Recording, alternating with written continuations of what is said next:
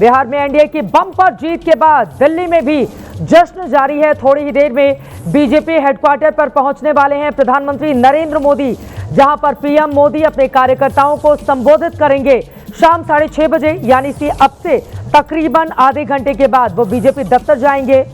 PM Modi Bihar चुनाव के नतीजों पर संबोधित करेंगे अपने कार्यकर्ताओं का, उनको धन्यवाद देंगे, तो आभार जताएंगे बिहार की जनता के प्रति, क्योंकि भारतीय जनता पार्टी मौजूदा वक्त में पहली बार ऐसा हुआ है बीजेपी बिहार के इतिहास में जब सबसे बड़ी पार्टी बनकर उभरी हुई है। 90 सीटों के साथ भारतीय जनता पार्टी की सबसे बड़ी बढ़त लगातार जारी है। दूसरे नंबर पर जेडीयू 83 के साथ, और प्रचंड जनादेश मिला है नीतीश कुमार एनडीए के गठबंधन को।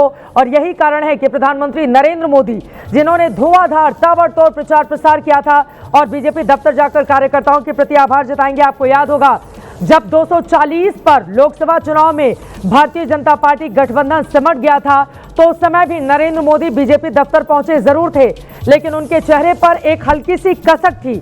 लेकिन वो कसक ऐसा लग रहा है कि जनता ने दिल्ली चुनाव में जिताकर, हरियाणा में जिताकर, महाराष्ट्र में जिताकर और अब बिहार में प्रचंड जनादेश देकर पूरा कर दिया है। नरेंद्र मोदी का ये करिश्मा है जो सर चढ़कर बोल रहा है, और यही वजह है कि नरेंद्र मोदी के नेतृत्व में भारतीय जनता पार्टी जितने चुनाव लड़ रही है, तकरीबन 80-90% के स्ट्राइक रेट के साथ लगातार वो जीतती हुई चली आ रही है। प्रधानमंत्री थोड़ी देर में पहुंचने वाले हैं। अलग अलग हिस्सों से ये जो आतिशबाजी की तस्वीरें सामने आ रही हैं वो भी आप तक पहुंचा रहे हैं। और यहाँ पर आप देख रहे हैं जेडीयू दफ्तर की तस्वीरें हैं। जेडीयू के लोगों के लिए खुशखबरी इसलिए भी और ज्यादा है क्योंकि 2020 में जो पार्टी 43 सीटों पर सिमट गई थी, वो जेडीयू 83 सीटों पर इस समय बहुत बड़ी बढ़त बनाए हुए है। और 90 और 83 का ये आंकड़ा तब है जब इन दोनों ही पार्टियों ने 101 और 101 पर चुनाव लड़ा है।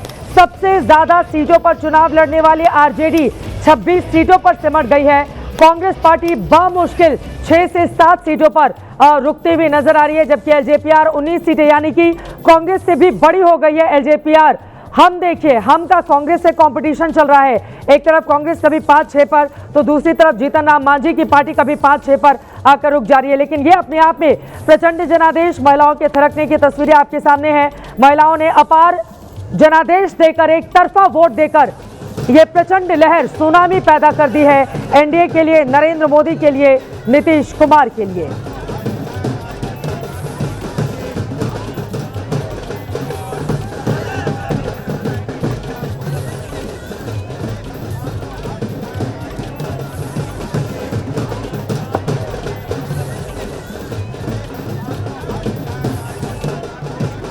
जश्न की ये तस्वीरें लगातार अलग अलग हिस्सों से सामने आ रही हैं। बीजेपी दफ्तर भी आपको लेकर चलेंगे, वहां पर तैयारियां पूरी हो चुकी हैं और इसी पर चर्चा करने के लिए एनडीए का विनिंग फैक्टर आखिर क्या क्या रहा, इस सुनामी की वजह क्या क्या रही। खास मेहमान आपको दिखाई दे रहे हैं। अनुप्रिया जी, आप प्रवक्ता हैं जेडीयू के, हमारे साथ मौजूद हैं। धनंजय गिरी जी, प्रवक्ता हैं भारतीय जनता पार्टी के, हमारे साथ जुड़ चुके हैं। स्टूडियो में दिव्यांग वरिष्ठ पत्रकार हमारे साथ मौजूद हैं। विभेश त्रिवेदी जी, वरिष्ठ पत्रकार हमारे साथ जुड़े हुए हैं। दिव्यांग, आपसे शुरुआत करते हुए विनिंग फैक्टर की जब भी हम चर्चा कर रहे हैं, तो पहले दो बातें जो मन में आ रही हो कि उसने एनडीए के लिए इस तरह की सुनामी जीत की पैदा कर दी है बिहार के लिए, वो क्या नजर आती हैं?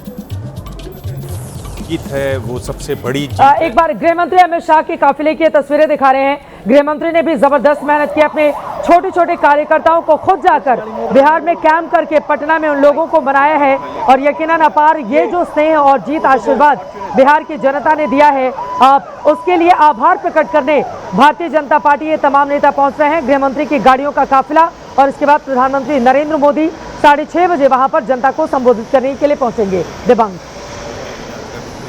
मंडल और ज़िला स्तर के लोगों से बातचीत की, उनको मनाया, जितने बागी थे, जो लोग नाराज़ थे, और उसमें वो काफ़ी माहिर हैं, चुनाव दर चुनाव वो ये काम करते हैं, तो उनके लिए एक बहुत बड़ी जीत है। बाकी मुझे लगता है जो सुनामी जीत इसको मैं कहूँगा, उसकी जो बड़ी वजह मुझे लगती है वो जिस तरह से इतना पैसा ट्रांसफ़र हुआ। देखिए, बाकी सारा कामकाज, बाकी सारे जो वादे किए उन्होंने, वो सब एक बात थी, लेकिन उससे जीत होती, ये जो जीत, प्रचंड जीत जिसको कह रहे हैं, उसकी जो बड़ी वजह है वो ये पैसा ट्रांसफ़र वाली है। और ये ऐसा नहीं है कि ये पहली बार हुआ। अगर आप देखें तो ये 1,500 रुपये, 1,250 रुपये दिए गए थे मध्य प्रदेश में, जो शिवराज जी ने किया, और एक हारा हुआ चुनाव वो उसके सहारे से जीते। ऐसा नहीं कहा जा रहा था कि वो चुनाव जीतेंगे। फिर ये आपने हरियाणा में देखा, जहां बात हुई कि किस तरीके से बीजेपी मैनिफेस्टो में कहा गया कि 2100 रुपये मिलेंगे। झारखंड में जेएमएम ने यही किया, और फिर महाराष्ट्र जो कि बहुत एक संपन्न राज्य है, समृद्ध राष्ट्र है, महाराष्ट्र में हुआ। दिल्ली में भी बीजेपी ने वादा किया कि वो पैसा देंगे 3500 रुपये मंथली। अब ये 10,000 की बात हुई है। 10,000 पैसा कहा ही नहीं गया, पैसा पहुंचा भी दिया गया। बिल्कुल। अकाउंट में पहुंचा देना जो है वो एक बहुत बड़ी बात रही, और उसमें से 1 रुपए भी इधर उधर भ्रष्टाचार की भेंट नहीं चढ़े, वो डायरेक्ट अकाउंट में गए। बिल्कुल, क्योंकि वो सिस्टम ऐसा बन गया कि सीधा पहुंच जाता है। ये पैसा तो पहुंचा। इसके अलावा जो वहाँ पर काम करती थी, चाहे वो आशा दीदी हो, आंगनवाड़ी की, उनकी तनख्वाहें बढ़ाई गई। एक तरीके से जो बुजुर्गों की पेंशन थी वो बढ़ाई गई। तो कुल मिलाकर ये एक ऐसा सिस्टम है जिसमें जो आपके वोटर हैं वो उससे इतने गदगद हैं कि वो आपके कार्यकर्ता बन जाते हैं, वो आपका प्रचार स्वयं कर रहे हैं। तो उस वजह से, क्योंकि इतनी बड़ी महिलाओं जीत को देखा आसानी भी, से नीतीश कुमार नरेंद्र मोदी के लिए स्वयं ही कार्यकर्ता बन गए। वो किस तरह का कैंपेन करी थी, कोई सवाल पूछता कि किसको वोट देंगी, तो उन्होंने कहा कि हमारे बेटे हमारा इतना ख्याल नहीं रखते हैं जितना नरेंद्र मोदी नीतीश कुमार रखते हैं। आपके कई शो में ये बात देखने में आई। तो उसकी वजह क्या थी? उसकी वजह यही थी, वरना जीत हो जाती है। ये जो जीत जो बड़ी हुई है, जो जो सब लोग बोल रहे हैं कि अप्रत्याशित है, मुझे लगता है कि स्वयं जब आंकड़ा बताया था बीजेपी के नेताओं ने, किसी ने इतना नहीं बताया होगा कि हम लोग 200 पार इसको कर देंगे। तो एक बहुत बड़ी बात रही। और अब मुझे लगता है कि इसने एक रास्ता खोल दिया है आगे के चुनावों के लिए भी, चाहे वो पश्चिम बंगाल का चुनाव हो, असम का चुनाव हो। मतलब महिलाओं की जेब भरनी होगी, महिलाओं की जेब भरनी होगी, तभी आपको मिलेंगे